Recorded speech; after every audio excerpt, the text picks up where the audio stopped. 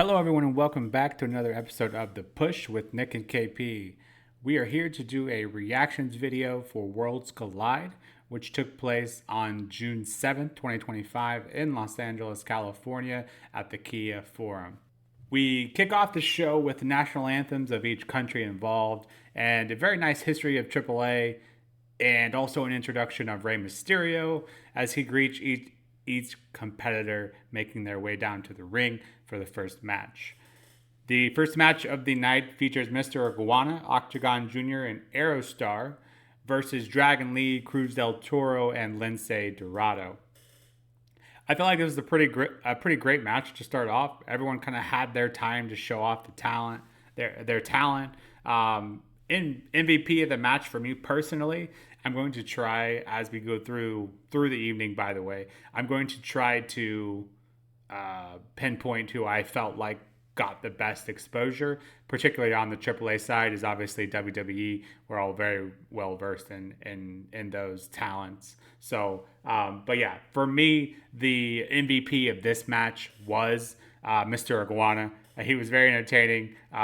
You argue maybe a bit silly, but it was something different, and I felt like that was very entertaining. And I walked away thinking about him in this match, particularly La Yesca, who it was just something very different, and he made very sure that our focal point was him in this match. But yeah, walking away from that and them end up the team of Mr. Iguana, Octagón Jr., and Aerostar ends up getting the win here and getting that 1-0 advantage over AAA or for AAA over WWE. After the match, Dom is seen at on the side with Liv, and he ends up cutting in and getting into a brawl with Octagón Jr. And enough of this happens where Dom then says, let's have a match at Money in the Bank. I'll put my title on the line. So hopefully getting to see a little more of Octagón Jr.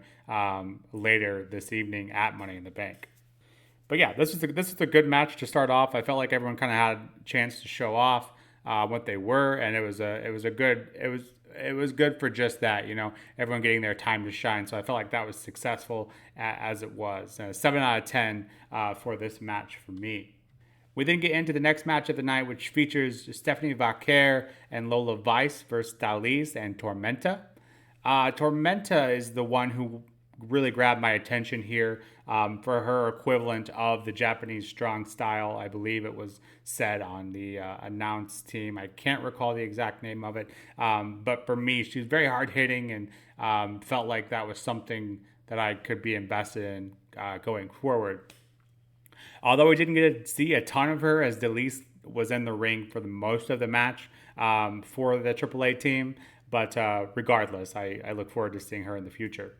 And speaking of in the ring for most of the time, Lola took a ton of offense here. And eventually, and kind of this moral of the match here is she finally gets that tag on Stephanie Vaquer, who obviously the crowd were very hot for and wanted to see. Vaquer and Lola then get in a pair of devil's kisses in unison. Obviously, the crowd loved that as well. Vaquer didn't get in too much time either, but clearly probably saving her for her Money in the Bank match later tonight. Vaquer and Lola end up getting the win here, which I think probably is expected. Obviously, Vaquer, who's going to beat her at this point? I don't see that happening anytime soon. But yeah, this is a pretty good match, and Lola and Vaquer worked pretty well together, I think. And I would have loved to have seen this one gone a bit longer. But again, I imagine the main reason for that was the fact that Vaquer is pulling double duty. So Vaquer and getting the win here, making it 1-1 so far for the AAA WWE contest. But yeah, I'll give this one a 7.5 out of 10. Felt like it was good. Maybe just needed to be a bit longer. Next match we get into is Legado del Fantasma versus El Hijo de Dr. Wagner Jr., Psycho Clown, and Pagano. For this match, Psycho Clown grabbed my attention the most. Felt like his look obviously was a little different, and then I felt like his moveset was the best of the three. Not to say that El Hijo de Dr. Wagner Jr. wasn't any good, but just didn't grab my attention as much as Psycho Clown. And kind of on the opposite end of that spectrum, Pagano didn't seem to kind of gel very well in this match here. It kind of felt like he was out of place or something was off with him. Maybe just a bad day at the office. I'm not sure. Yeah, couldn't help but notice that and kind of took me out of the match there for a little bit. But yeah, this match was really given some time. I would argue maybe even a bit too much. Again, the Pagano not mending well for whatever reason, and I haven't seen any other of his work, any other matches from him. So maybe this was uncharacteristic, but I really don't know for sure. But yeah, that took away and just felt like the match was just longer than it needed to be. I like LDF getting the win here, though. I felt like they've been kind of hitting their stride on the main roster lately. And seemingly Angel is now on the same page as Santos. We'll see if that's short-lived. But I felt like them getting the win here in terms of storytelling was the right call. So, yeah, good enough match. Had some issues. Maybe went a little too long. But still give this one a 6 out of 10. We then start to really heat up, and I'll be honest, going into this event as on its own, I didn't have expectations. You know, they were kept low, I guess we'll say. Didn't really know what to expect. But here is where things really started to ramp up.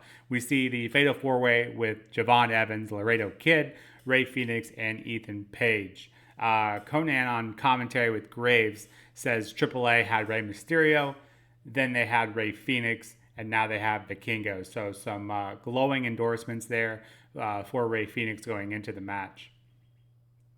But yeah, this one was hot from the start. Crowd absolutely loved the Javon and Phoenix bit standoff at the beginning, and I love that as well. Those two have such a bright future. Conan asked the question that I always have and always mention. The crowd started chanting for the tables here, and Conan was like, "Why? Why are we doing that?" That's a fair question. With these four in the ring, we know we don't need tables. But just a slight nitpick there. But I love that I'm not the only one that has that thought process. So this is awesome chants from the crowd, and we all know Ethan Page isn't a high flyer by definition, but comparatively speaking to his opponents here, especially. But he whipped out even some high-flying moves or more fast-paced, especially, that's not in his typical repertoire. So all four men here really bringing out their A-game. Ethan Page does end up being able to retain, despite the Fatal 4-Way, as Laredo Kid gets hit from a cutter from Javon. Page then deposits Javon at ringside, taking out Phoenix in the process, and then hits a twisted grin on Laredo to retain his North American title. What a match. This was fast-paced from the start.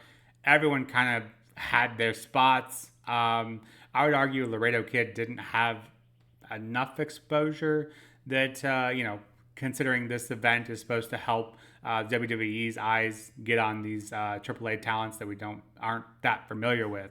But the issue obviously being with four men in the ring, it's going to be hard to kind of get your own time in there. But it didn't have any bad spots by any means. I just kind of thought maybe we'd see him a little more. But from what I saw, I liked. So for whatever that's worth. After the match, Conan calls this 3-1 in WWE's favor. But I don't think that. I'm not going to count that simply because AAA only has one talent here. Granted, Ray Phoenix used to be, but is now at WWE. So outnumbered 3-1 doesn't really feel like that should count. So for me, I'm still going to call this one 2-1 in WWE's favor. But yeah, this was an incredible match for me. Match of the night. I gave this one a 9.5 out of 10. We then get into the main event, which features Chad Gable and Vikingo for the AAA Mega Championship. Yeah, this was a really good match too. I mentioned the match before was my favorite of the night. This one was no slouch either. Couple of spots that I took notice of was a 630 splash by Vikingo. That one was on the outside of the ring on a kind of a hunched over Chad Gable, which the accurate pinpoint accuracy they required for that is just incredible. The twisting 450 from Vikingo as well off the opposite middle rope over back into the ring. Another incredible spot. Inside rollout power bomb from Chad Gable off the top as well. I don't think I've ever seen that from him. So bringing that out to kind of prove he was bringing out all the stops to try to stop Vikingo. I think that was a great spot. And then obviously the Mexican Destroyer from Vikingo, which had him jumping off the top ropes onto the outside of the ring, landing Chad Gable, which we all know is the hardest part of the ring. And Chad Gable still kicked out of that. Even the announcers were sitting here thinking that was the end. They said, congratulations, you win. But somehow Gable still kicked out. Gable then hits a moonsault on Vikingo through that table that we saw setting up earlier. They kind of alluded to the refs being a little more lenient. I guess, it's weird that they mentioned that and just didn't say anything, because then obviously getting hit through the table, technically, would that be a DQ? Unless it was announced that it was a DQ match, which I don't think it was. But it's weird that the announcers brought that up and then still had that happen and nothing happened. Maybe just to mention that wouldn't end up being the match. But regardless, not letting that take away from the match we got here. The final kind of sequence of events here is we see Vikingo hit a Poison Rana, then goes for the double knees, and then a 630 to finish the match against Chad Gable. This was an incredible main event. I'll say it was a bit slower pace than I thought it was. Obviously, the end of the match there definitely picked up the pace. But for some reason, and I've never seen Vikingo before, so I don't really have anything to base that off of. I've seen highlights of him. Those were all pretty, high-flying spots typically. So just by nature, you figure that one would be a little more fast-paced. Obviously, Chad Gable can go however you need him to. He's a man of many talents, obviously. But again, slower pace didn't take away from me. It felt like it was a great main event, and what a spot for Vikingo. Vikingo and Chad Gable both killed this one. I originally gave this one a 9 out of 10 and said that I liked the match before just a smidge better. But having talked about this once again, I'm going to bump this one up and give it a 9.5 as well. Originally had it as a 9. I'm gonna say the last two events were on par with each other. Just obviously the pacing was a little different on both, but both just had me walking away from this event, having a ton of fun. So I'll bump that one up and give that one the same. So in terms of overall for the evening, I mentioned I wasn't going to give that Fatal 4-Way a point to WWE. Just felt unfair being that it was 3-1.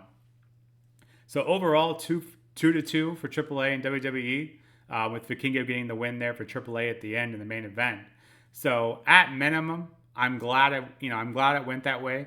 I think at minimum I needed to have at least close, if not tied. I think probably would have rather had AAA get the 3-1, but I'm happy with the winners we had here, and I think it gives us something to look forward to. This won't be like WWE stomping over AAA. They held their own, so I think that's a positive we have walking away from here. Overall, I give Worlds Collide an 8 out of 10. This was, again, I didn't have very high hopes for the event in full, and I walked away just having a great time. I felt really happy with the results we got here.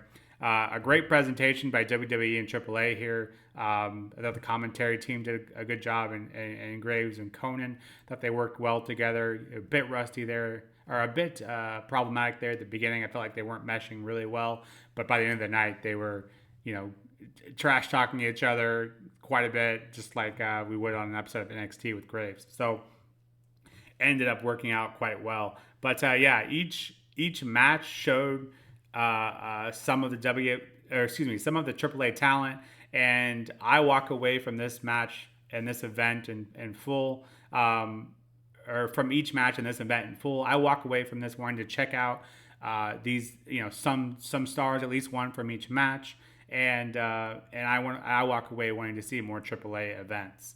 In August, announcing their big Mania event as well. So for me, I say mission accomplished. I had low expectations. I walk away really fascinated with the product that AAA is putting out there, and I'm going to go seek it after this. So I say mission accomplished. Great job from all parties here. So with that, this has been another episode of The Push with Nick and KP, and we will be back shortly with the Money in the Bank reactions later this evening. But in the meantime, we'll see you then. Take care.